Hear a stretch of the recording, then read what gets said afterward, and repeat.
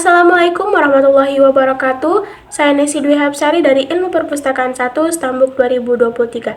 Saya akan menjelaskan mengenai konstitusi dan akan menjawab pertanyaan yang menjadi tugas UAS saya pada mata kuliah kewarganegaraan. Konstitusi adalah dokumen tertinggi dalam sistem hukum suatu negara yang menentukan struktur pemerintahan, fungsi dan wewenang lembaga-lembaga negara, serta hak dan kewajiban warga negara. Konstitusi tidak hanya mengatur mekanisme pemerintahan, tetapi juga menjamin hak asasi manusia dan prinsip-prinsip fundamental demokrasi. Konstitusi sendiri memiliki pengertian, yaitu konstitusi merupakan sumber utama dari segala hukum yang berlaku di suatu negara. Fungsinya mencakup landasan hukum tertinggi. Semua peraturan perundang-undangan harus sesuai dengan konstitusi. Setiap hukum atau kebijakan yang bertentangan dengan konstitusi dapat dibatalkan.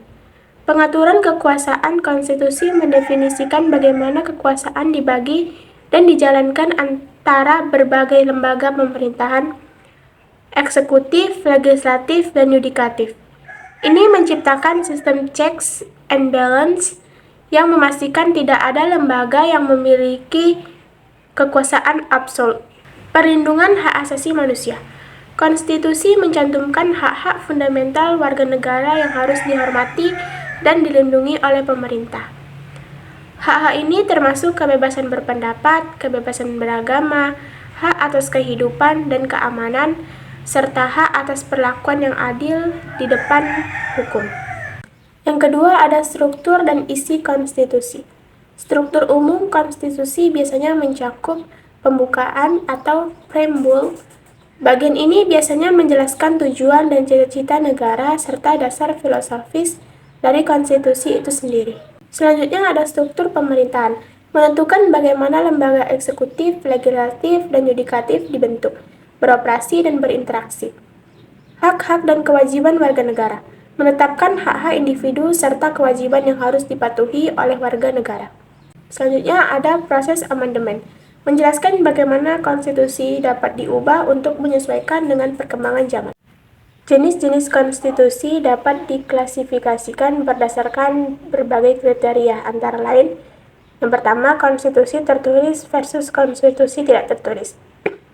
Konstitusi tertulis seperti Undang-Undang Dasar 1945 adalah dokumen formal yang jelas. Konstitusi tidak tertulis seperti yang ada di Inggris terdiri dari berbagai undang-undang, kebiasaan, dan konvensi yang berkembang seiring waktu. Yang kedua ada konstitusi fleksibel versus kaku.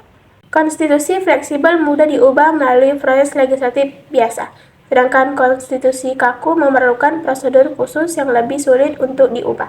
Yang ketiga ada konstitusi supremasi versus non-supremasi.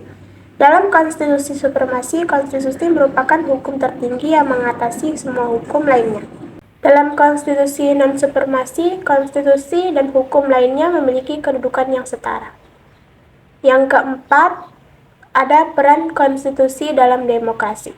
Konstitusi memainkan peran krusial dalam menjaga prinsip-prinsip demokrasi. Pemilu yang bebas dan adil. Konstitusi menjamin bahwa pemilu dilakukan secara transparan, jujur, dan adil untuk memastikan kedaulatan rakyat. Selanjutnya ada pembatasan kekuasaan. Konstitusi mengatur pembatasan kekuasaan pemerintah untuk mencegah otoritarianisme dan penyalahgunaan kekuasaan. Selanjutnya ada keadilan sosial dan ekonomi. Banyak konstitusi modern mencakup ketentuan tentang keadilan sosial dan ekonomi seperti hak atas pendidikan, kesehatan, dan kesejahteraan sosial. Yang kelima ada proses amandemen. Mengubah konstitusi umumnya memerlukan prosedur yang lebih kompleks dibandingkan dengan pembuatan undang-undang biasa. Ini untuk memastikan bahwa perubahan yang dilakukan benar-benar diperlukan dan memiliki dukungan yang luas. Contoh-contoh konstitusi. Yang pertama, Konstitusi Amerika Serikat. Ditulis pada tahun 1987 merupakan salah satu konstitusi tertulis tertua yang masih berlaku.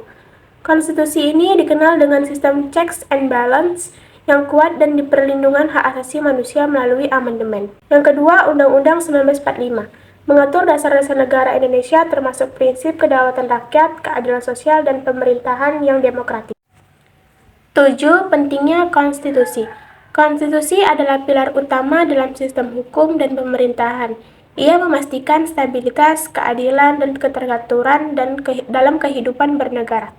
Tanpa konstitusi yang kuat dan dihormati, negara bisa jatuh ke dalam kekacauan hukum dan pemerintahan yang sewenang-wenang.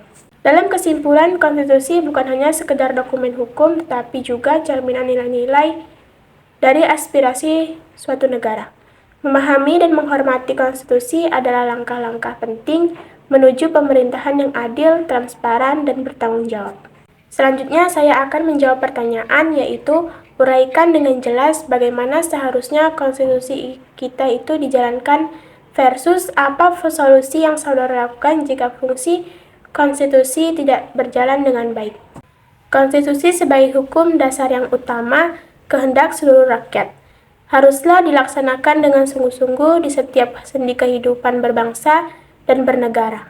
Oleh karena itu, prinsip yang timbul adalah setiap tindakan, perbuatan, dan aturan dari semua otoritas yang diberi dengan konstitusi tidak boleh bertentangan dengan basic rights dan konstitusi itu sendiri. Konstitusi adalah yang merupakan hukum dasar tertinggi, seharusnya dijalankan dengan penuh integritas dan konsistensi untuk menjamin keadilan, kesejahteraan, serta hak-hak dasar warga negara. Setiap lembaga negara, baik eksekutif, legislatif, maupun yudikatif, harus menjalankan tugas dan wewenangannya sesuai dengan ketentuan konstitusi. Prinsip-prinsip seperti supremasi hukum, pemisahan kekuasaan, demokrasi, dan penghormatan terhadap hak asasi manusia harus menjadi landasan dalam setiap kebijakan dan tindakan pemerintah. Proses legislasi harus transparan dan partisipatif, melibatkan berbagai elemen masyarakat, untuk memastikan bahwa hukum yang dihasilkan mencerminkan aspirasi rakyat dan tidak bertentangan dengan konstitusi. Jika fungsi konstitusi tidak berjalan dengan baik, solusi yang dapat dilakukan meliputi beberapa langkah penting. Pertama, perlu ada penguatan lembaga peradilan, khususnya Mahkamah Konstitusi, untuk memastikan bahwa semua undang-undang dan kebijakan pemerintah sesuai dengan konstitusi. Kedua, meningkatnya kesadaran dan pendidikan konstitusi di kalangan masyarakat dan aparat negara agar memahami dan menghormati konstitusi.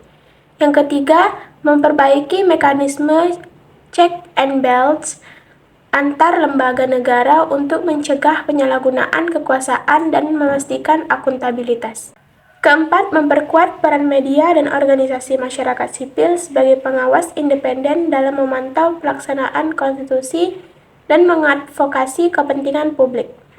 Dengan langkah-langkah ini diharapkan fungsi konstitusi dapat berjalan dengan baik, efektif, menjamin stabilitas, keadilan, dan demokrasi yang berkelanjutan.